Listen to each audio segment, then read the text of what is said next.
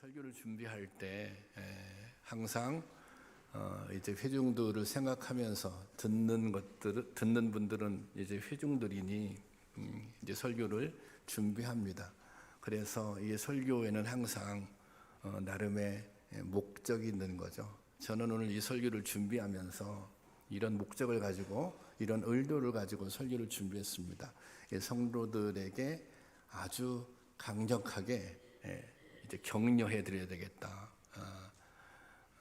또 성도들을 위로해 드려야 되겠다. 이제 이런 마음을 가지고 이제 설교를 준비를 했는데 일부 예배 때 이 설교를 하고 보니 드는 생각이 생각했던 것만큼 이 강력하게 이 저의 이 말씀을 준비한 의도가 잘 전달되지 않은 것 같다는 생각이 들더라고요. 그래서 미리 말씀드리는 거예요.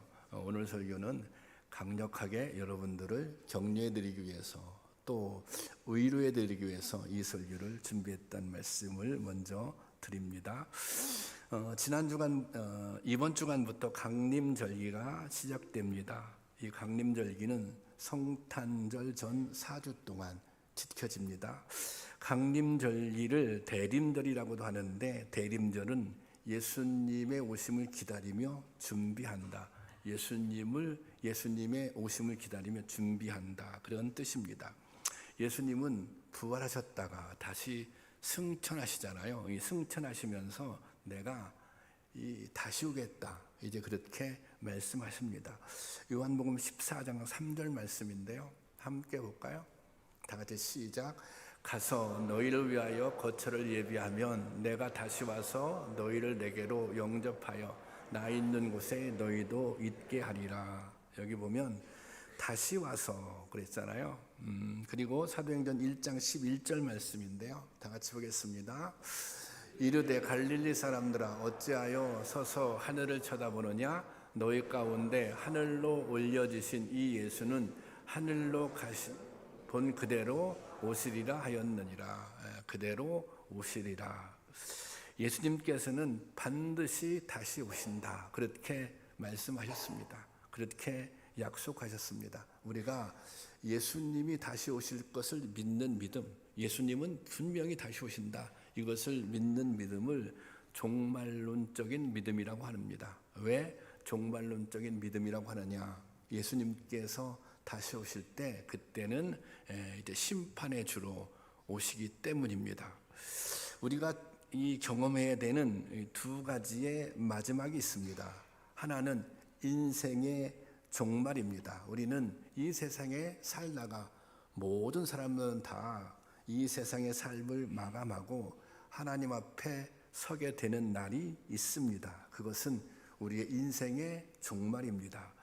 또 하나는 이것을 우주적 종말이라고 그러죠. 예수님께서 심판의 주로 오실 때 그때 이 종말을 경험하게 됩니다. 이 요한계시록은 종말에 관한 예수님의 다시 오심에 대한 기록입니다. 계시록은 사도 요한이 반모섬에 유배된 상태에서 소아시아에 있는 7 교회의 성도들에게 보낸 편지입니다. 요한계시록 1장 4절 보면 이렇게 기록되어 있어요. 요한은 아시아에 있는 7 교회에 편지하노니. 당시 당시 이 7 교회들은 아주 힘든 상황을 겪고 있었습니다. 이 지역은 로마의 식민 지배를 받고 있었어요. 그런데 이 로마는 그들이 가지고 있는 식민 지배를 강화하기 위해서 황제 숭배 정책을 강요했습니다. 황제의 신상을 만들어서 모든 사람이 이 황제의 신상 앞에 절하도록 한 것입니다. 그러니까 당연히 믿음을 가지고 있는 그리스도인들은 내가 믿음을 지키기 위해서는 이 황제의 신상에 절할 수 없는 거죠. 절하지 않는 기독교인들은 박해를 당할 수밖에 없었던 거예요. 그러니까 당시에 많은 기독교인들이 정말 목숨을 걸고 이제 신앙생활을 하는 그런 상황에 맞닥뜨리게 된 것입니다. 요한은 이런 상황에 놓여 있는 정말 힘들게 하루하루를 견뎌내고 있는, 그렇게 신앙생활을 하고 있는 성도들을 응원하고 격려하기 위해서 이 편지를 썼던 것입니다. 실제로 당시 성도들은 이 요한이 보내던 이 편지, 계시록을 읽고 그 계시록을 통해서 용기를 얻고 힘을 얻어서 핍박을 이겨냈습니다. 오늘 우리 가운데도 힘겹게 살아가고 있는 성도님들이 계시다면 오늘 본문 말씀을 통해 응원과 격려를 받을 수 있기를 바랍니다. 새로운 힘과 소망을 얻을 수 있기를 바랍니다.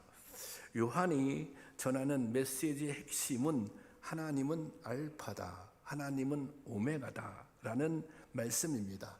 오늘 본문 읽은 말씀 8절에 보면 8절 보면 이렇게 기록되어 있어요. 주 하나님이 이르시되 나는 알파와 오메가라, 이렇게 말씀하고 있습니다. 알파는 헬라어의 첫 글자예요. 오메가는 헬라어의 끝 글자입니다. 이것은 나는 처음이자 마지막 되시는 분이다. 하나님은 처음이자 마지막 되시는 분이다. 또 하나님은 창조주이자 심판주가 되시는 분이다. 이런 선언입니다. 이것은 역사의 시작과 마지막이 하나님께 달려 있다는 것입니다. 다른 말로 이 역사의 주관자가 누구냐? 하나님께서 이 역사를 주관하신다는 거예요. 그러면 우리의 삶의 주관자는 누구냐? 하나님께서 우리의 삶을 주관한다는 것입니다. 그런데 우리가 이런 생각을 갖게 돼요. 하나님이 정말 이 역사의 주관자가 되신다면, 그렇다면 아니 세상이 이래서는 안 되지. 아니 하나님이 정말 내 삶을 주관하신다면 내 인생이 이래서는 안 되지. 이런 의문을 가질 수 있습니다. 계시록 당시에도 성도들은 이런 강한 의문을 가졌어요. 이치를 따지자면 하나님이 주관하시는 역사 아래서는 정의가 승리해야 합니다. 바르게 사는 사람들이 정말 복을 받아 누려야 됩니다. 믿음의 사람들이 복을 누리는 것이 마땅합니다. 그런데 그렇지가 않은 것입니다. 오히려 믿음을 가지고 있기 때문에 박해를 당합니다. 믿음을 가지고 있기 때문에 정말 죽음까지도 감수해야 합니다. 로마는 악한 권세로 하나님의 백성들을 짓밟고 억압하고 죽였습니다. 믿음을 지키기 위해 그리스도인들은 온갖 고초를 당했습니다. 돌에 맞고 칼에 찔리고 산채로 불태워지고 사자굴에 던지워졌습니다. 어느 신학자는 요한계시록을 가리켜 장마다 절마다 피가 흐르는 성경이다, 그렇게 말했습니다. 그만큼 요한계시록이 쓰여질 당시 성도들의 삶이 정말 처절했다는 것입니다. 믿음을 지키기 위해서 처절한 삶을 살았다는 것입니다. 우리가 살아가면서 이런 생각을 할 때가 있습니다. 왜 불의가 득세하고 부정과 부패를 일삼는 자들이 출세하는가? 그들이 성공을 누리며 살고 있는가? 왜 바르고 정직하게 살고자 하는 사람들은 손해를 보고 어려움을 겪게 되는 것인가? 우리가 때로는 믿음 때문에 어려움 당할 때 있거든요. 믿음 때문에 고생할 때 있거든요. 그럴 때 더 이런 생각을 하게 되는 것입니다. 그렇다면 하나님이 계신 것인가? 하나님이 계시다면 왜 이런 상황에 침묵하시는가? 우리가 신앙생활을 하면서 한두 번 그런 생각 해봤을 거예요. 저도 그런 생각 자주 합니다. 사실은 당시 참혹한 현실 앞에서 성도들은 질문합니다. 왜 우리가 이런 일을 당해야 하는가? 우리가 잘못한 것은 예수를 열심히 믿으려고 하는 것밖에 없는데 이것 때문에 우리가 죽음까지 당해야 하는가? 하나님이 계시다면 왜 이런 상황에서 침묵하시는가? 이 질문에 대한 요한의 대답, 요한이 전하는 대답은 이것입니다. 하나님께서 요한을 통해서 주시는 대답은 이거예요. 나는 알파다, 나는 오메가다. 아니 하나님이 다스리는 세상에 왜 이런 일이 일어납니까? 이런 의문을 가지고 있는 성도들에게 주님께서 말씀하세요. 나는 알파다. 나는 오메가다. 이것은 내가 역사의 주관자다. 이 말씀이잖아요. 지금 이 상황에도 성도들이 고생하고 고난당하고 있지만 역사의 주관자는 변하지 않았다는 것입니다. 지금 세상에 왕노릇하고 있는 것, 세상의 주관자는 누구예요? 세상은 누가 주관하는 것 같아요? 이 황제가, 로마의 황제가 주관하는 것 같습니다. 그러나 이 역사의 진정한 주인은 하나님이라고 하는 것입니다. 지금 아무리 로마 황제가 강력한 힘을 가지고 있는 것 같지만 그것은 끝이 있다는 것입니다. 역사는 하나님의 손 안에 있다는 것입니다. 이것이 하나님의 알파이며 오메가라는 말씀의 뜻입니다. 요한은 예수를 믿는다는 이유로 말할 수 없는 고난을 당하고 있는 성도를 향해 이렇게 말하고 있어요. 하나님이 알파다. 하나님이 오메가다. 하나님이 이 역사를 여전히 주관하고 계시다. 이 말의 의미는 무엇입니까? 하나님이 역사를 주관하세요. 그러면 하나님이 불의한 세력이 끝까지 승리할 수 있도록 그렇게 인도하시는 게 하나님이 섭리입니까? 그렇지 않습니다. 하나님은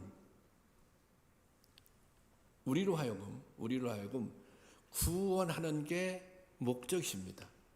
하나님은 우리를 멸망의 길로 인도하는 것이 아니라 승리의 길로 인도하시는 것이 하나님의 뜻입니다.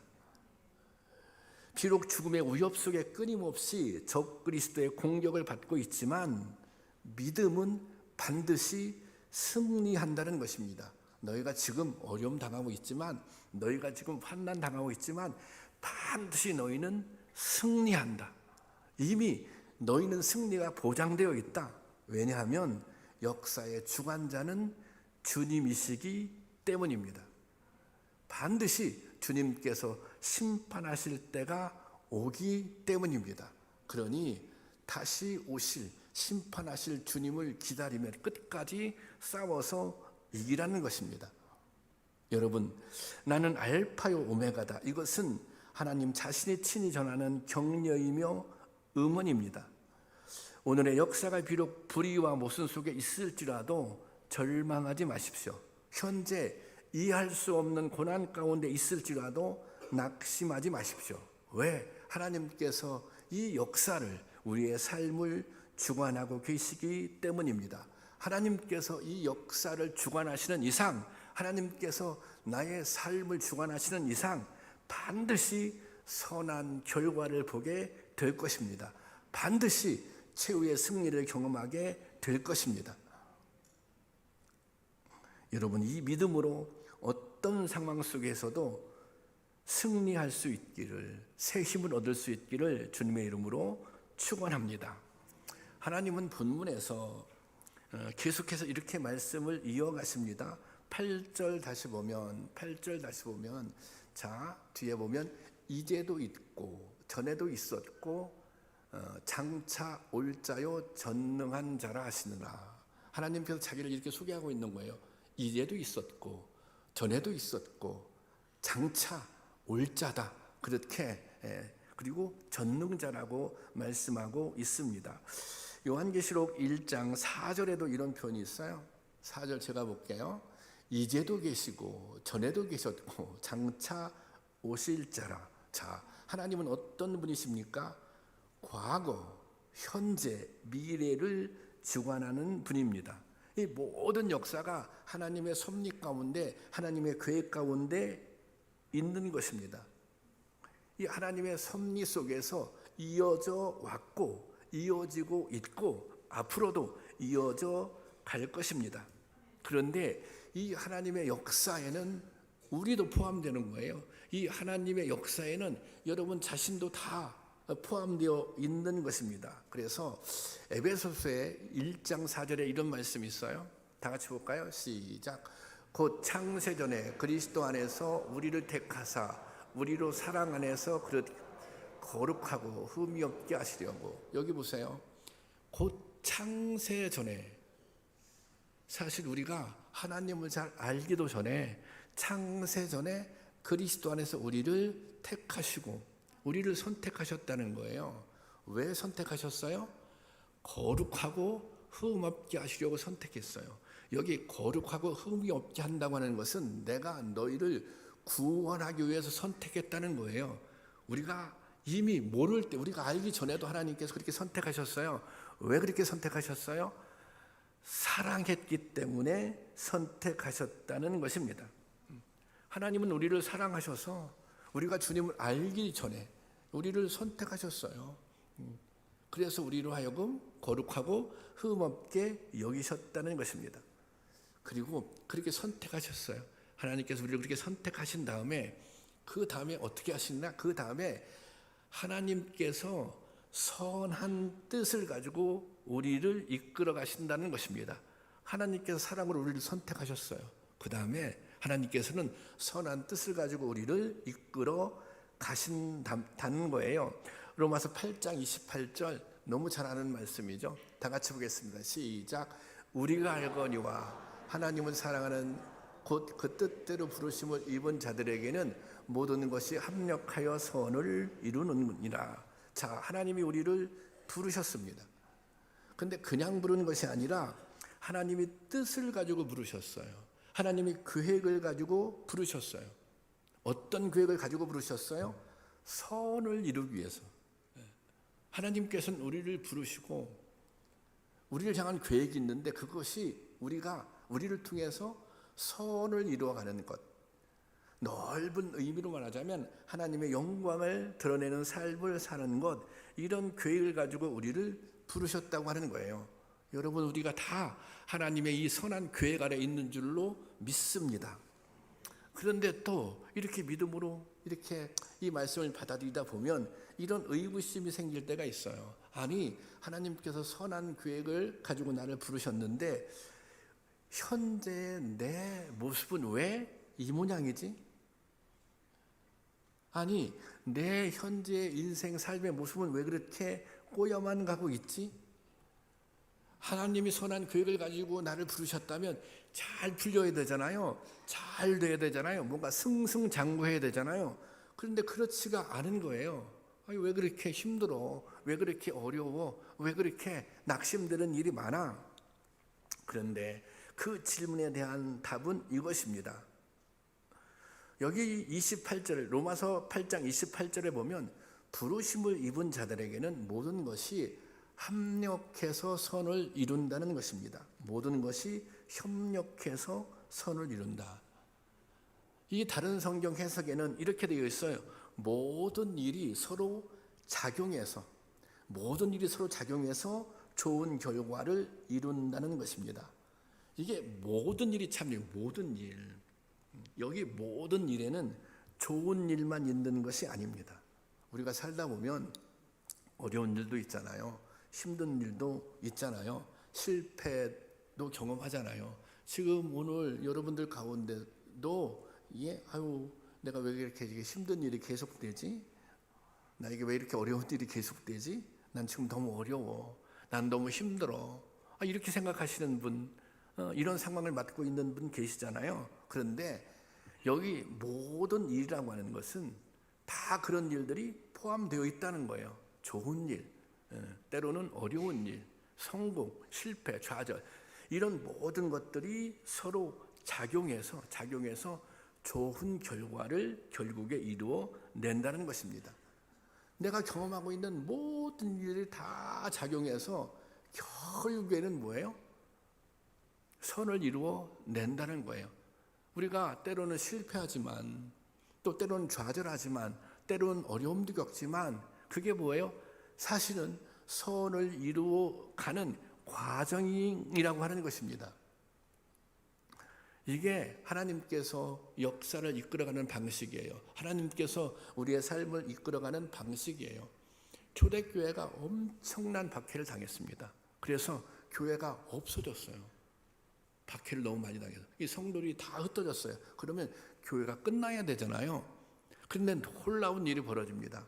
이 흩어졌던 성도들이 이방 지역에 다 가서 교회를 세웁니다. 교회를. 그래서 오히려 이 박해가 새롭게 선교의 지평을 열어갑니다. 그리고 고난을 이겨낸 성도들이 고난을 통해서 믿음이 더욱더 든든해집니다. 그래서 그것이 초대교회 부흥으로 계속해서 이어진다는 것입니다. 우리가 그렇죠, 실패할 수 있어요. 그렇죠, 어려움 당할 수 있어요. 그렇지만 그것이 끝이 아니에요. 그것은 합력해서 선을 이루어가는 하나의 과정인 것입니다. 그러니 여러분, 우리가 현재 어려움 가운데 있다 할지라도 초조할 것이 없습니다. 내가 열심히 기도하는데 기도의 응답이 늦어질 것 같아도 불안해할 것이 없습니다. 모든 것이 하나님께서 선한 뜻을 이루어가는 과정이기 때문입니다. 여러분, 현재 어려움이 있습니까? 지금 상황이 막 꼬여가는 것 같습니까? 하지만 이 모든 일이 서로 작용해서 마침내는, 결국에는, 끝내는 좋은 결과를 이루게 될 것입니다. 결국에는 선한 결말에 도달하게 될 것입니다. 지금은 지고 있는 것 같습니까? 지금은 패배하고 있는 것 같습니까? 아닙니다. 결국에는 승리하게, 마지막에는 승리하게 될 것입니다. 이것이 하나님의 계획입니다. 이것이 하나님의 섭리입니다. 우리가 어떤 경우에도 미래에 대해서 소망을 가질 수 있는 이유가 바로 여기에 있는 것입니다. 여러분, 모든 것이 서로 작용해서, 모든 것이 서로 협력해서 선을 이루시는 하나님의 섭리를 믿으시기를 바랍니다. 이 믿음을 가지면 어떤 시험에서도 승리할 수 있습니다. 어떤 환난도 이겨낼 수 있습니다. 바라기는 우리에게 하나님의 섭리에 대한 확실한 믿음을 가질 수 있기를 주님의 이름으로 축원합니다. 우리가 사실은 가지고 있는 믿음이 어떤 믿음인가? 성도들의 믿음은 종말론적인 믿음이어야 합니다. 왜냐하면 예수님이 다시 오실 것을 우리가 믿으니, 마지막 심판을 믿으니 우리가 가지고 있는 믿음은 종말론적인 믿음인 것입니다. 이 우리가 종말 그러면 통상적으로 끝이라고 하는 뜻으로 쓰입니다. 하지만 성경의 의미는 최종 목적의 완성, 그런 뜻이 가지고 있어요. 최종 목적의 완성.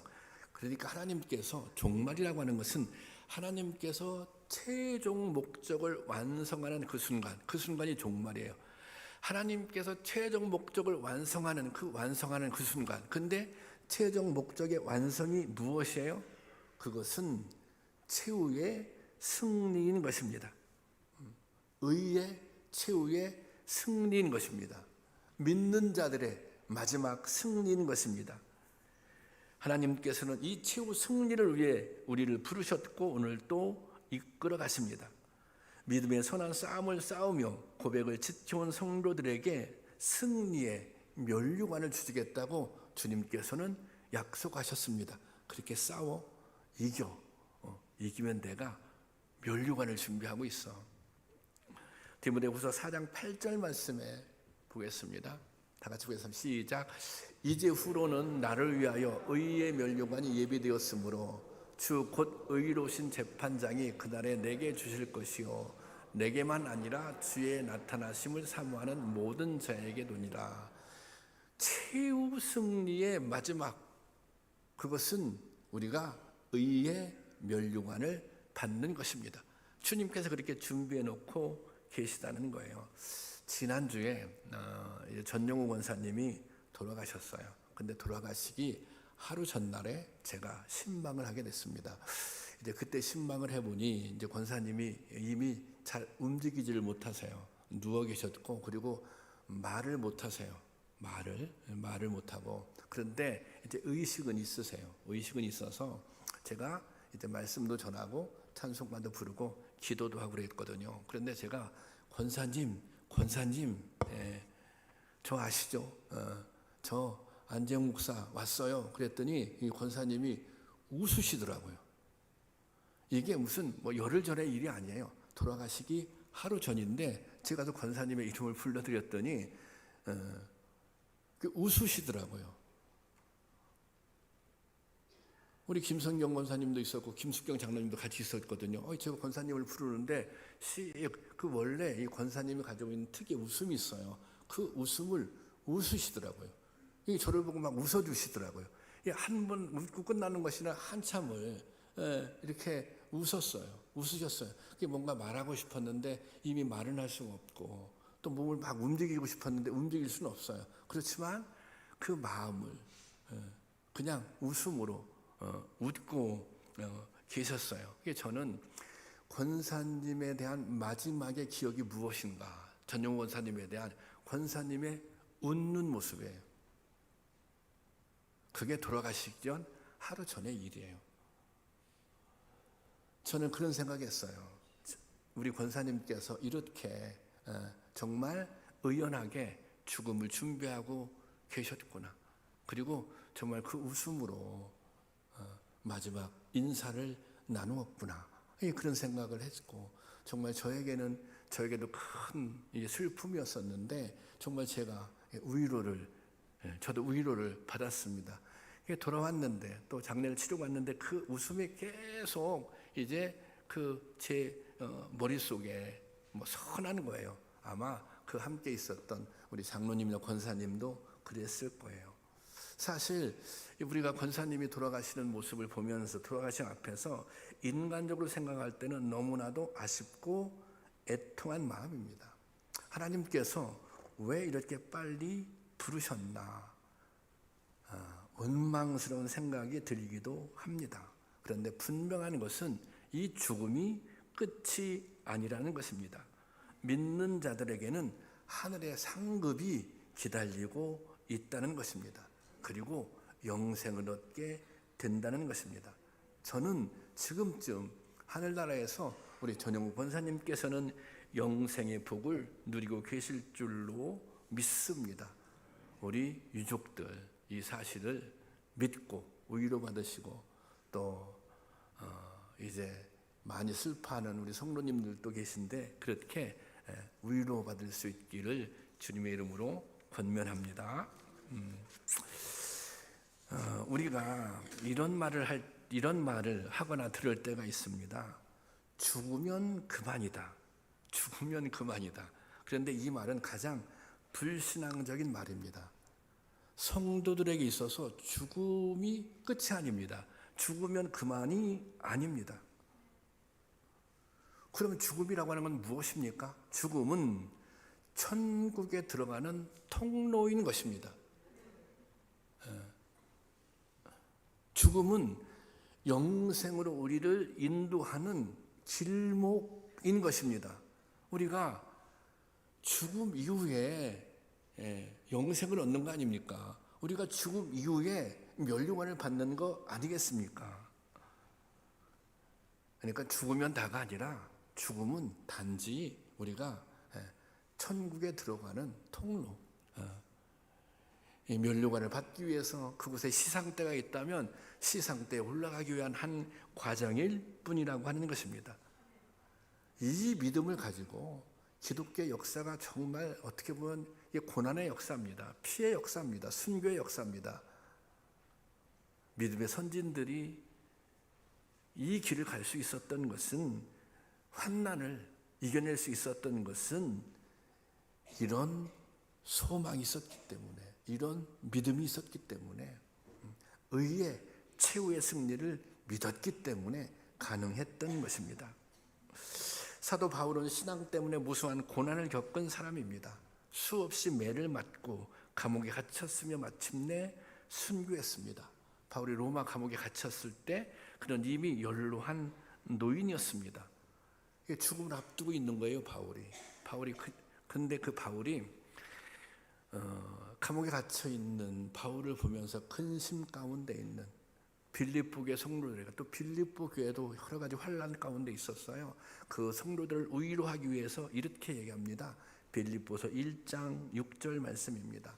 다 같이 함께 보겠습니다.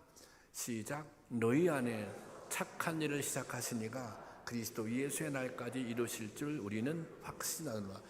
이게 참 제가 좋아하는 말씀입니다. 저도 이 말씀을 묵상하면서 많이 힘을 얻는 말씀 중에 하나입니다. 너희 안에 착한 일을 시작하시니가, 하나님께서 우리 가운데 착한 일을 시작했다는 거예요. 착한 일을 시작하셨다는 거예요. 착한 일을. 그리고 착한 일을 시작했는데 계속 그 착한 일을 이루어 가신다는 거예요. 그러니까 우리에게도 하나님께서는 우리에게 이미 착한 일을 시작하셨고 지금 착한 일을 이루어가고 있는 중에 있는 것입니다. 아직 다 이루어진 게 아니에요. 다 이루어진 결과는 언제 보는 거예요? 여기 보세요. 예수의 날에 확인하게 된다는 것입니다. 그러니 이 말은 뭐예요? 하나님께서 착한 일을 시작하셨어. 그리고 그것을 이루는 과정에 있어. 그러니 낙심하지 마. 절망하지 마. 지금 어려운 상황 때문에 예수 그리스도의 날에 반드시 하나님께서 이루실 그 착한 일들이 이루어질 거야. 다시 말하자면 마지막에는 승리하게 될 거야. 이 최후의 승리를 확신하라는 것입니다. 그런데 이 말씀에는 또 한 가지 의미가 있어요. 그래, 잘 견뎌야지, 잘 이겨내야지, 마지막 그날까지. 그런데 잘 견디고 이기면서 또 한 가지 과제가 있어요. 그것은 뭐냐면 해야 할 일이 있다는 거예요. 하나님께서 우리를 부르셨는데, 부르심의 계획들이 있는데 무언가 우리가 감당해야 할 사명들을 감당해야 한다는 것입니다. 그냥 막연히 기다리지만 말고, 막연히 견디지만 말고, 나에게 주어진 사명이 있다면, 나에게 맡겨진 일이 있다면 그 사명을 감당해야 한다는 것입니다. 요한계시록 교회 성도들이 이 고난 당하면서 끝까지 믿음을 지키는 것만 어려웠는데, 그럼에도 그 과정에서 말씀을 전했어요. 복음을 전했어요. 연말이 되면 성도님들이 그런 하소연을 해요. 목사님, 제가 너무 힘들어요. 제가 너무 어려워요. 그래서 내가 이러이러한 봉사했는데, 이렇게 헌신했는데 그거 좀 쉬고 싶어요. 그런 말씀 들을 때 있어요. 인간적으로 생각하면 쉬세요. 맞아요. 그렇게 말하고 싶죠. 말씀드리고 싶죠. 그런데 이런 부분이 있는 거예요. 그때는 어떤 때요? 쉴 때가 아니라 더욱더 열심을 내야 할 순간이 될 수도 있는 것입니다. 믿음의 싸움은 쉬면서 싸우는 게 아니에요. 사명을 감당하면서 싸우는 거지. 우리가 무슨 싸움을 한다, 무슨 경기를 한다, 그러면 적이 있잖아요, 적. 그러면 이 싸움에 이기기 위해서 어떻게 해야 돼요? 적이 얼마나 큰 힘을 가지고 있는가, 뭐 그런 거 보잖아요. 어떤 무슨 전쟁이라면 무기를 가지고 있는가, 그런 걸 막 탐색을 하잖아요. 그리고 나도 싸워서 내가 이길 만한 힘이 있는가, 그런 능력이 있는가, 그걸 막 따지잖아요. 그런데 다 필요 없고 딱 한 가지만 있으면 이기는 전쟁이 있습니다. 그 전쟁이 뭔지 아세요? 그 전쟁이 영적인 전쟁입니다. 영적인 전쟁은 다른 거 다 필요 없어요. 뭐만 있으면 돼요? 믿음만 있으면 되는 것입니다. 그러니까 뭔가 힘들어, 어려워, 그러니까 내가 내려놓고 쉬어야지, 포기해야지, 이것이 아니라 오히려 그때 내가 더 힘들지만, 어렵지만, 그렇지만 이를 악물고 내가 믿음으로 내게 주어진 사명을 감당할 때 하나님도 기뻐하시고 싸워서 이길 수 있는 힘을 거기서 얻게 되는 것입니다. 바울도 그런 믿음으로 살았던 것이고, 그래서 끝까지 복음을 전하고 마지막에는 죽음 앞에서도 내가 기쁘다, 내가 행복하다, 난 정말 여한이 없다, 나는 이제 남은 것은 멸류관만 남았다, 그렇게 고백했던 것입니다. 제가 목회를 하면서, 목회를 35년째 하는데 35년 정도 된 것 같아요. 여러 죽음들을 지켜봅니다. 그렇잖아요. 그래서 임종 예배를 드리는 경우도 있고, 또 그 과정들을, 질병에 있는 분들은 그 과정들을 쭉 지켜봐야 되잖아요. 그런데 믿음이 가장 빛나는 순간, 이분이 정말 믿음이 좋구나, 이분이 정말 천국의 소망을 가지고 있구나, 이것은 어떤 때? 죽음 앞에서 어떤 모습을 취하는 것인가, 그 모습을 보면 그분의 믿음이 드러나요. 저는 지금도 가장 강력하게 저에게 그래, 성도는 믿은 죽음 앞에서 일해야지. 이 저를 그렇게 이제 목사인 제가 성도님들의 죽음 앞에서, 성도의 죽음 앞에서, 야, 나도 죽음 앞에서 이런 모습을 가질 수 있었으면 좋겠다. 그렇게 생각되는 분이 한 분 있어요. 우리 교회 박성윤 장로님이세요. 박성윤 장로님. 벌써 돌아가신 지가 한 3년 정도 된 것 같은데, 어느 날 장로님이 저를 찾아오셨어요.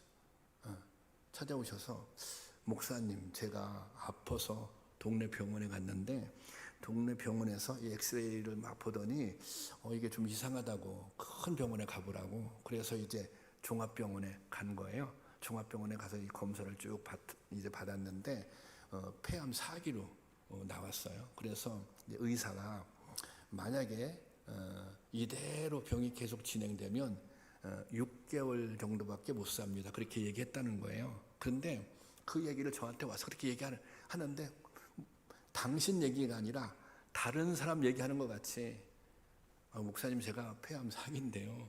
의사가 그러는데 이대로 지나면 저 6개월밖에 살지 못한대요. 이제 그때부터 이제 치료를, 이제 항암을 하신 거죠. 그런데 이분이 너무 그냥 평안한 거예요. 너무 담담한 거예요.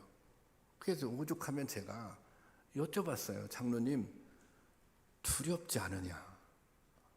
심지어 성도님들이 장로님이 너무 의연하게 평상시하고 똑같이 신앙생활을 하시니까 오히려 옛날보다 더 평안한 것 같아. 그러니까 오히려 저한테 물어보는 분이 있어요. 이 장로님이, 아이 목사님, 제가 정말 평안하다. 제가 편안치 않은 게 아니라 저는 정말 마음이 편안하다. 그리고 내가 죽음에 대한 두려움이 정말 하나도 없다.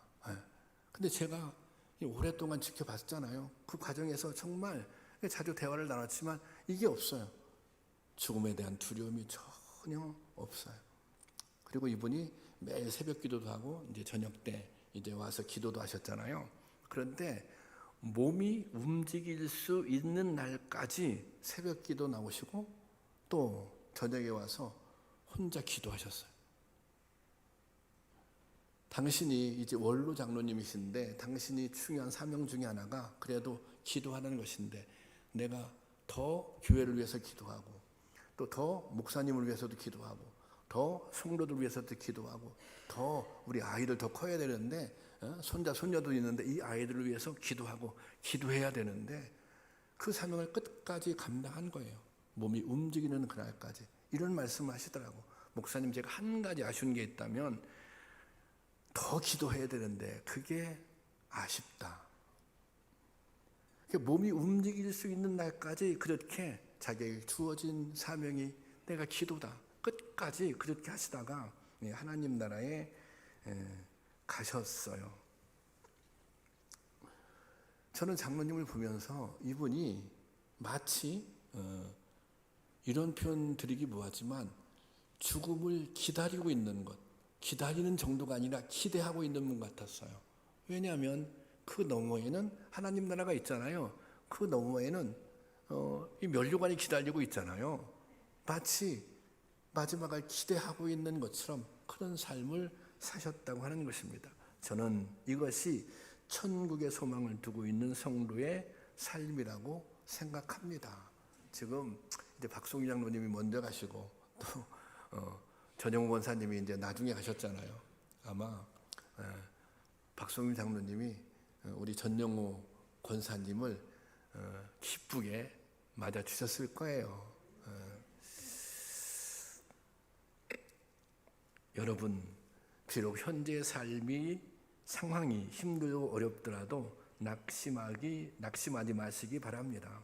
하나님은 이미 우리에게 착한 일을 시작하셨고 마지막 승리가 우리를 기다리고 있습니다. 오늘 또 주님은 힘들어하는 영혼들을 찾아오십니다. 그리고 우리에게 이렇게 말씀해 주십니다. 요한계시록 1장 17절 말씀인데요. 함께 보겠습니다. 그를 뵐 때에 내가 그의 발 앞에 엎어져 죽은 사람과 같이 되니 그가 내게 오른손을 얹고 말씀하셨다. 두려워하지 말라. 나는 처음이며 마지막이요 살아있는 자다. 아멘이십니까? 하나님께서 이렇게 말씀하셨어요. 이 힘든 순간에 정말 넘어져 있는 성도를 향해서 손을 얹고 이렇게 말씀해 주시는 거예요. 두려워하지 말아라. 나는 처음이고 마지막이다. 내가 이 역사의 중환자다. 그리고 중요한 말이 있어요. 내가 살아있는 자다. 내가 죽은 하나님이 아니라 살아있는 하나님이야. 내가 이 역사를 중환하고 있는데, 내가 창조주인데 내가 살아있는 하나님이야. 그러니 두려워하지 마.